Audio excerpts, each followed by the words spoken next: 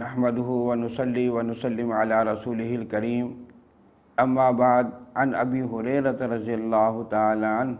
ان رسول الله صلى الله عليه وسلم كان اذا اراد ان يضحي اشترى كبشين عظيمين سمينين اقرنين املحين موجوعين فذبح احدهما عن امته لمن شهد لله بالتوحيد وشهد له بالبلاغ وذبح الاخر عن محمد وعن آل محمد صلی اللہ علیہ وسلم۔ رسول اللہ صلی اللہ علیہ وسلم قربانی کے لیے دو بھاری چت کبڑے دمبے مینڈے خریدا کرتے جن کے سیم ہوتے اور خصی ہوتے، پھر ان میں سے ایک اپنی امت کے ایمان والوں کی طرف سے ذبح فرماتے اور دوسرا اپنے اور اپنے گھر والوں کی طرف سے قربانی فرماتے۔ معزز سامعین، یہ حدیث مبارکہ آپ کے سامنے بیان کی گئی، اس میں نبی پاک صلی اللہ علیہ وسلم کی قربانی کرنے کا طریقہ اور عمل کی وضاحت ہے۔ بہت سی باتیں علماء کرام نے اس سے اخذ کی ہیں اور ان اخذ کردہ مسائل میں اس حدیث مبارکہ کو پیش فرمایا ہے۔ آج ہمارا عنوان ہے کہ مرحومین کی طرف سے قربانی کرنا یہ بھی ایک باعث اجر و ثواب عمل ہے۔ اس عنوان کے تحت اس حدیث مبارکہ کو میں نے آپ کے سامنے بیان کیا ہے اور اس حدیث مبارکہ میں اس عمل کی طرف اشارہ ملتا ہے، تو اس لیے اسی موضوع کو زیادہ اہمیت رکھتے ہوئے اس کا اس طرح سے ترجمہ کیا کہ جس میں یہ عنوان زیادہ نکھر کر سامنے آئے۔ دیکھیے، رسول اللہ صلی اللہ علیہ وسلم اپنی امت کے ایمان والوں کی طرف سے ذبح فرماتے۔ اس میں اشارہ ہے کہ امت کے اندر تو لوگ آپ کے وہ بھی ہیں جو حیات ہیں اور امت کے اندر لوگ وہ بھی ہیں جو انتقال فرما چکے ہیں، تو انتقال شدہ لوگوں کی طرف سے بھی نبی پاک صلی اللہ علیہ وسلم نے قربانی فرمائی۔ حضرت علی کرم اللہ وجہہ کا یہ عمل حدیث مبارکہ میں پیش فرمایا ہے کہ حضرت علی کرم اللہ وجہہ دو قربانی کے دمبے ذبح فرمایا کرتے تھے۔ مسئلے کے اعتبار سے ایک فرد پر ایک ہی ہے، مگر حضرت علی کرم اللہ وجہہ دو فرماتے۔ جب ان سے پوچھا گیا کہ ایک شخص کی طرف سے ایک ہی قربانی ہوتی ہے، آپ دو کیوں فرما رہے ہیں؟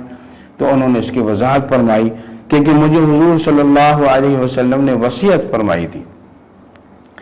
کہ میں ان کی طرف سے بھی قربانی کروں، تو ایک تو میرا حصہ ہے جو میں کر رہا ہوں اور دوسرا اس وصیت کے مطابق میں اپنے نبی پاک صلی اللہ علیہ وسلم کی طرف سے دوسری قربانی کر رہا ہوں۔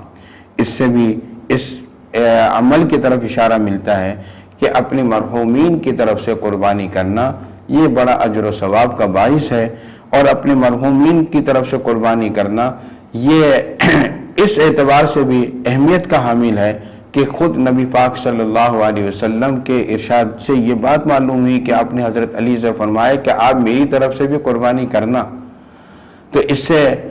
آپ کا یہ تاکید کرنا کسی اور عمل میں ایسی شان نہیں ہے کہ آپ نے انتقال کے بعد بھی فرمایا ہو کہ نماز میرے لیے پڑھنا، حج میرے لیے کرنا، عمرہ میرے لیے کرنا، ایسی بات آپ کی طرف منسوب نہیں ہے۔ یہ بات بڑی منسوب ہے کہ حضرت علی کرم اللہ وجہہ فرماتے ہیں کہ مجھے یہ فرمایا تو گویا آپ نے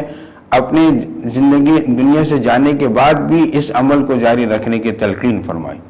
اس سے ہم اندازہ لگا سکتے ہیں کہ ہمیں اپنے مرحومین کے لیے ایصال ثواب کے لیے قربانی کے عمل کو پیش کرنا کتنی اہمیت کا حامل ہے۔ یوں تو دین کے اندر ایصال ثواب بتایا گیا ہے کہ اپنا ہر چھوٹے سے چھوٹا عمل یا بڑے سے بڑا عمل اس کو ہم برائے ایصال ثواب کے اپنے مرحوم کو بخش سکتے ہیں۔ اگرچہ علماء کرام نے، فقہاء کرام نے وضاحت کی ہے کہ دیکھیے بھائی، اس کے اندر نوافل شامل ہیں، فرائض نہیں۔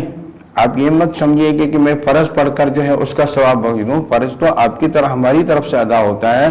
یہ جو ایصال ثواب ہے اس کا سب سے زیادہ تعلق جو ہے اور پوری طرح تعلق نوافل سے ہے۔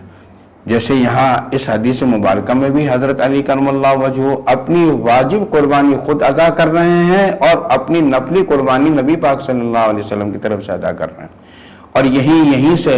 علماء کرام نے اور فقہاء نے، مفتیان نے یہ مسئلہ بھی ذکر کیا ہے کہ دیکھیے یہ حدیث مبارکہ آپ نے سن لی اور سن کر آپ عمل کرنے کی طرف آئے، تو ان مسئلوں مسائل کی طرف بھی آئیے۔ اس لیے فقہائے کرام عمل کی صحیح تعین کر دیتے ہیں کہ درست طریقہ عمل کا یہ ہے، اس لیے ہمیں ان کی احتیاج ہوتی ہے۔ تو علماء نے لکھا ہے، فقہاء نے، آپ اپنی ثوابدید پر اس کو جو ہے اپنی طرف سے ان کے لیے ایصال ثواب کے لیے ہی کر رہے ہیں، تو یہ بھی آپ کا عمل بہت بڑا ہے۔ اور اس وقت یہ اس کا گوشت جو ہے امیر غریب اور جس کو آپ چاہیں دینا چاہیں سب پر آپ صدقہ کر سکتے ہیں۔ ایک فرق یہ بھی بتایا، اور یہ بھی اس کے ساتھ ساتھ علماء نے لکھا کہ دیکھیے حضرت علی کرم اللہ وجہہ کے حدیث مبارکہ سے ہی پتہ چل رہا ہے کہ آپ 2 قربانی کیا کرتے تھے، 2 مینڈے، ایک اپنی طرف سے، ایک نبی پاک صلی اللہ علیہ وسلم کی طرف سے۔ تو اس کا مطلب یہ ہے کہ جس شخص پر اپنی قربانی واجب ہے، اپنی قربانی واجب ہے، اس شخص کو لازماً یہ ضروری ہے کہ اپنی قربانی ضرور کرے، اس کے بعد وہ ایک نفلی قربانی کرے جو کہ اپنے مرحوم کو وہ بخشتا ہو۔ تو ایسا نہ کرے کہ اپنے اوپر تو قربانی واجب ہے وہ کر نہیں رہا اور اپنے مرحوم کو ثواب دینے کے لیے قربانی کر رہا ہے، کیونکہ شکل میں کیا ہے، واجب چھوٹ رہا ہے اور نفل پر عمل کر رہا ہے۔ تو اہمیت واجب کی ہے، نفل کی نہیں ہے۔ اس لیے اس شخص کو چاہیے کہ پہلے اپنی طرف سے قربانی پوری کرے، تو اسے اگر اس کے پاس ہمت ہے، استطاعت ہے، تو ایک جو ہے ایصال ثواب کے لیے قربانی کر دے۔ یہ بھی ان مسائل ان کا لحاظ رکھیں گے تو انشاءاللہ ہمارا یہ عمل بالکل کامل و مکمل ہوگا اور انشاءاللہ ہمارے لیے بہت بڑا اجر و ثواب کا باعث ہوگا۔ اللہ تبارک و تعالی سے دعا ہے کہ اللہ پاک ہمیں اس کے مطابق عمل کی توفیق عطا فرمائے، اور اس مبارک موقع پر جو عید الاضحیٰ کا مقام آیا ہے، زیادہ سے زیادہ اپنے مرحومین کے لیے بھی جو ہے قربانی کرنے کی ہمیں توفیق عطا فرمائے۔ وما علینا الا البلاغ۔